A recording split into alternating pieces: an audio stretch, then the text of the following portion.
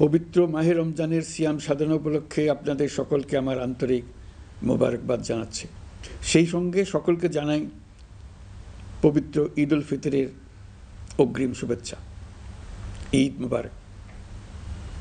এবারের ঈদ স্মরণীয়ভাবে আনন্দদায়ক হোক এই কামনা করছি। বর্তমান সরকার দায়িত্ব গ্রহণের পর থেকেই দ্রব্যমূল্য নিয়ন্ত্রণে জোর ব্যবস্থা নিয়েছে। রমজান ও ঈদে বড় চ্যালেঞ্জ ছিল জিনিসপত্রের দামের লাগাম টেনে ধরা, বিদ্যুৎ সরবরাহ নিশ্চিত করা। এই রমজানে যাতে কোনো পণ্যের দাম বেড়ে না যায় এবং বিদ্যুৎ সরবরাহ যেন বিঘ্নিত না হয়, সেজন্য আমরা সর্বোচ্চ চেষ্টা করেছি। রমজান মাস জুড়ে সরবরাহ চেনের প্রতিবন্ধকতা কঠোরভাবে প্রতিহত করতে সব ধরনের ব্যবস্থা আমরা নিয়েছি।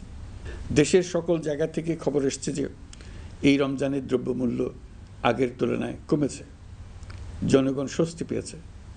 দাম নিয়ন্ত্রণে এই প্রচেষ্টা চলমান থাকবে।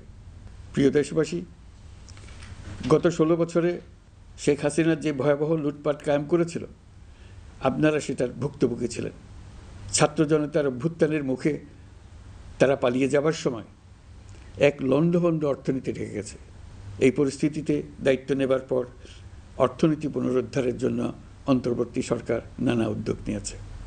ব্যাংকিং খাতে শৃঙ্খলা ফিরেছে। ক্রমান্বয়ে অর্থনীতির অপরাপর সুযোগগুলো ইতিবাচক ধারায় ফিরতে শুরু করেছে। এই সরকারের সবচেয়ে বড় চ্যালেঞ্জ মূল্যস্ফীতি। ফেব্রুয়ারিতে মূল্যস্ফীতি 9.32% নেমে এসছে, যা 22 মাসের মধ্যে সর্বনিম্ন। আগামী জুন মাসের মধ্যে এটি 8%-এর নিচে নেমে আসবে বলে আশা করছি।